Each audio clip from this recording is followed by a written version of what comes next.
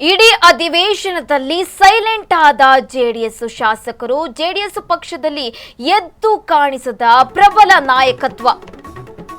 ಇಡೀ ಅಧಿವೇಶನದಲ್ಲಿ ಸೈಲೆಂಟ್ ಆದ ಜೆಡಿಎಸ್ ಶಾಸಕರು, ಜೆಡಿಎಸ್ ಪಕ್ಷದಲ್ಲಿ ಎದ್ದು ಕಾಣಿಸಿದ ಪ್ರಬಲ ನಾಯಕತ್ವ.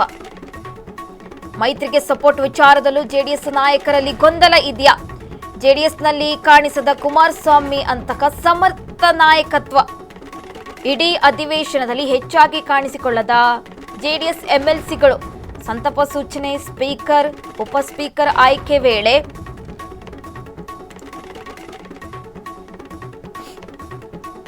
ಬಿಜೆಪಿ ಕಾಂಗ್ರೆಸ್ ಜಟಾಪಟಿಯಲ್ಲಿ ಕಣ್ಮರೆಯಾದ ಜೆಡಿಎಸ್ ಶಾಸಕರು. ಇಡೀ ಅಧಿವೇಶನದಲ್ಲಿ ಸೈಲೆಂಟ್ ಆದ್ರ ಜೆಡಿಎಸ್ ಶಾಸಕರು ಅಂತ ಪ್ರಶ್ನೆಗಳು ಉದ್ಭವ ಆಗ್ತಾ ಇದೆ. ಯಾಕೆಂದ್ರೆ ಜೆಡಿಎಸ್ ಪಕ್ಷದಲ್ಲಿ ಎದ್ದು ಕಾಣಿಸಿದ ಪ್ರಬಲ ನಾಯಕತ್ವ, ಮೈತ್ರಿಗೆ ಸಪೋರ್ಟ್ ವಿಚಾರದಲ್ಲೂ ಕೂಡ ಜೆಡಿಎಸ್ ನಾಯಕರಲ್ಲಿ ಒಂದಿಷ್ಟು ಗೊಂದಲ ಇತ್ತ.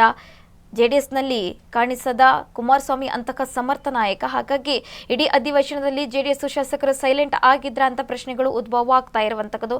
ಯಾಕೆಂದ್ರೆ ಹೆಚ್ಚಾಗಿ ಜೆಡಿಎಸ್ ಎಂಎಲ್ಸಿಗಳು ಕೂಡ ಕಾಣಿಸಿಕೊಂಡಿಲ್ಲ. ಸಂತಾಪ ಸೂಚನೆ ಇರ್ಬೋದು, ಸ್ಪೀಕರ್ ಇರ್ಬೋದು, ಹಾಗೆ ಉಪ ಸ್ಪೀಕರ್ ಆಯ್ಕೆ ವೇಳೆ ಮಾತ್ರ ಧ್ವನಿ ಎತ್ತಾ ಇದ್ರು. ಅಧಿವೇಶನದ ವೇಳೆ ಜೆಡಿಎಸ್ ನಾಯಕರಲ್ಲೇ ಹೊಂದಾಣಿಕೆಯ ಕೊರತೆ ಇತ್ತ ಅಂತ ಪ್ರಶ್ನೆಗಳು ಉದ್ಭವ ಆಗ್ತಾ ಇದೆ.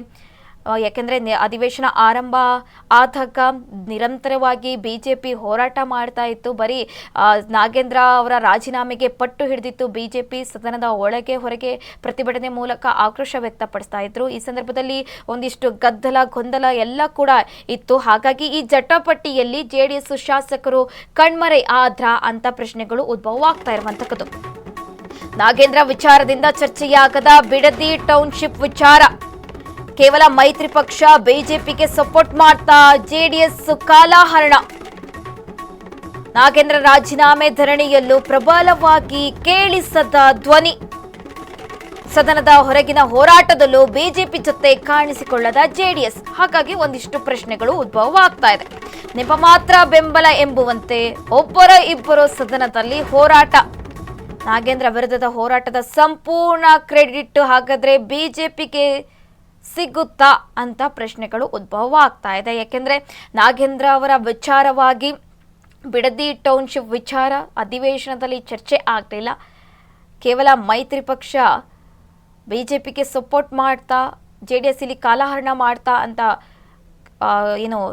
ಪ್ರಶ್ನೆಗಳು ಉದ್ಭವ ಆಗ್ತಾ ಇರುವಂಥದ್ದು. ಯಾಕೆಂದ್ರೆ ಈ ನಾಗೇಂದ್ರ ರಾಜೀನಾಮೆ ಧರಣಿಯಲ್ಲೂ ಕೂಡ ಜೆಡಿಎಸ್ ಶಾಸಕರು ಕಾಣಿಸಿಕೊಳ್ಳಲಿಲ್ಲ, ಇಬ್ಬರು ಇದ್ರು. ಹಾಗಾಗಿ ಈ ಪ್ರತಿಭಟನೆಯ ಸಂಪೂರ್ಣ ಕ್ರೆಡಿಟ್, ಈ ಹೋರಾಟದ ಸಂಪೂರ್ಣ ಕ್ರೆಡಿಟ್ ಬಿಜೆಪಿಗೆ ಸಲ್ಲುತ್ತಾ ಅಂತ ಪ್ರಶ್ನೆಗಳು ಉದ್ಭವ ಆಗ್ತಾ ಇದೆ. ಯಾಕೆಂದ್ರೆ ಅಧಿವೇಶನ 10 ದಿನಗಳ ಕಾಲ ಅಧಿವೇಶನ ಹಮ್ಮಿಕೊಳ್ಳಲಾಗಿತ್ತು. ಈಗಾಗಲೇ ಮುಂದೂಡಿಕೆ ಕೂಡ ಮಾಡಿರುವಂತಕ್ಕದ್ದು. 7 ದಿನ ನಡೆದಂತಹ ಅಧಿವೇಶನದಲ್ಲಿ ನಿರಂತರವಾಗಿ 5 ದಿನ ಪ್ರತಿಭಟನೆ ಆಗಿತ್ತು. ಆದ್ರೂ ಕೂಡ ಜೆಡಿಎಸ್ ಶಾಸಕರು ಕೂಡ ಸೈಲೆಂಟ್ ಆಗಿದ್ರು. ಹಾಗಾಗಿ ಒಂದಿಷ್ಟು ಪ್ರಶ್ನೆಗಳು ಕೂಡ ಉದ್ಭವ ಆಗ್ತಾ ಇದೆ.